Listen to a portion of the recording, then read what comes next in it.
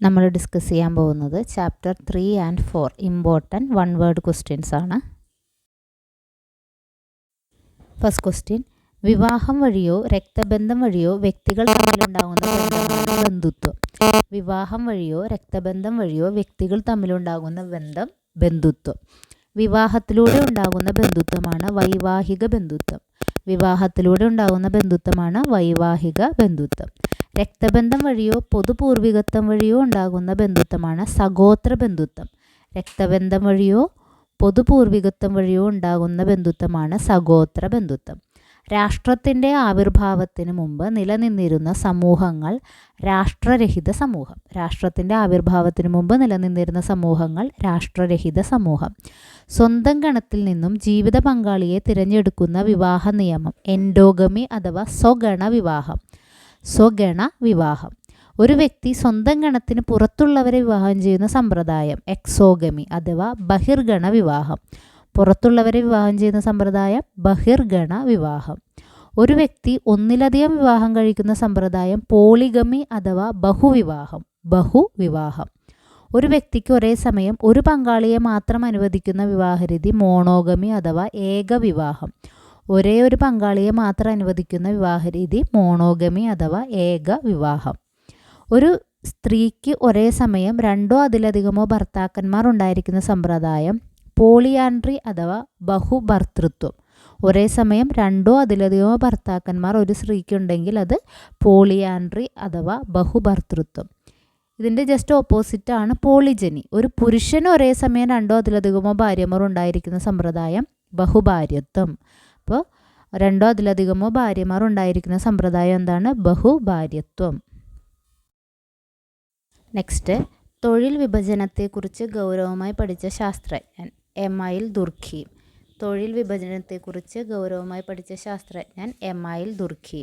വിദ്യാഭ്യാസത്തിൻ്റെ കൃത്യമായ പ്രശ്നവും പുറത്തുപോകലും ഏത് തരം വിദ്യാഭ്യാസ രീതിയുമായി ബന്ധപ്പെട്ടിരിക്കുന്നു? ഔപചാരിക വിദ്യാഭ്യാസം. വിദ്യാഭ്യാസത്തിൽ കൃത്യമായ പ്രവേശനവും പുറത്തുപോകലും നടക്കുന്നത് ഔപചാരിക വിദ്യാഭ്യാസം. ഒരു നിശ്ചിത ഭൂപ്രദേശത്തിനുമേൽ രാഷ്ട്രം നടത്തുന്ന രാഷ്ട്രീയ ഭരണത്തെയാണ് പരമാധികാരം എന്ന് പറയുന്നത്. ഒരു നിശ്ചിത ഭൂപ്രദേശത്തിനുമേൽ രാഷ്ട്രം നടത്തുന്ന രാഷ്ട്രീയ ഭരണത്തെ പരമാധികാരം എന്ന് പറയുന്നു. അടുത്തത് വിട്ട ഭാഗം പൂരിപ്പിക്കാനാണ് രാഷ്ട്രം.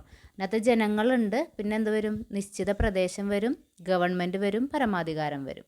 അപ്പോൾ രാഷ്ട്രത്തിൽ എന്തൊക്കെ വരും? ജനങ്ങൾ, നിശ്ചിത പ്രദേശം, ഗവൺമെൻറ്, പരമാധികാരം. നെക്സ്റ്റ് ക്വസ്റ്റ്യൻ, സംസ്കാരത്തിൻ്റെ മാനങ്ങൾ ഏതൊക്കെ? ജ്ഞാനാത്മകം, നൈതികം, ഭൗതികം. സംസ്കാരത്തിൻ്റെ മാനങ്ങൾ ജ്ഞാനാത്മകം, നൈതികം, ഭൗതികം. ഒറാലിറ്റി ആൻഡ് ലിറ്ററസി എന്ന ഗ്രന്ഥം ആരുടെയാണ്? Walter Ong. Orality and literacy എന്ന ഗ്രന്ഥം വാൾട്ടർ ഓങ്.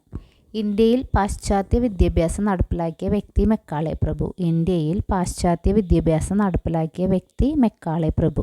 ഫ്രഞ്ച് വിപ്ലവത്തിൻ്റെ വർഷം 1789. ഫ്രഞ്ച് വിപ്ലവം 1789.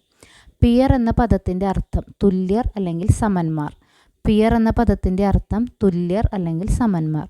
മറ്റു സംസ്കാരങ്ങളെ സ്വന്തം സംസ്കാരത്തിൻ്റെ കാഴ്ചപ്പാടിൽ വിലയിരുത്തുന്നത് വംശീയ കേന്ദ്രോന്മുഖത.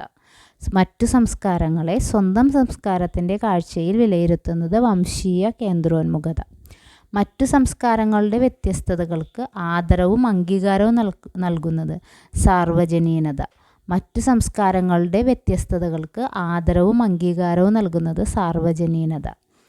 സാമൂഹീകരണത്തിൻ്റെ ഏജൻസികൾ ഏതൊക്കെ? സാമൂഹീകരണത്തിൻ്റെ ഏജൻസികൾ കുടുംബം, വിദ്യാലയം, സമപ്രായക്കാരുടെ സംഘം, അയൽപക്കം, തൊഴിൽ സംഘം, സാമൂഹ്യ വർഗങ്ങൾ, ജാതി, പ്രദേശം, മതം. ഏതൊക്കെയാണ്? കുടുംബം, വിദ്യാലയം, സമപ്രായക്കാരുടെ സംഘം, അയൽപക്കം, തൊഴിൽ സംഘം, സാമൂഹ്യ വർഗങ്ങൾ, ജാതി, പ്രദേശം, മതം. ഇതൊക്കെയാണ് ഏജൻസികൾ. ഇത് 5 മാർക്കിൻ്റെ ക്വസ്റ്റ്യനായിട്ടും 6 മാർക്കിൻ്റെ ക്വസ്റ്റ്യനായിട്ടും വരുന്ന ക്വസ്റ്റ്യനാണ് സാമൂഹീകരണത്തിൻ്റെ ഏജൻസികൾ എന്നുള്ളത്.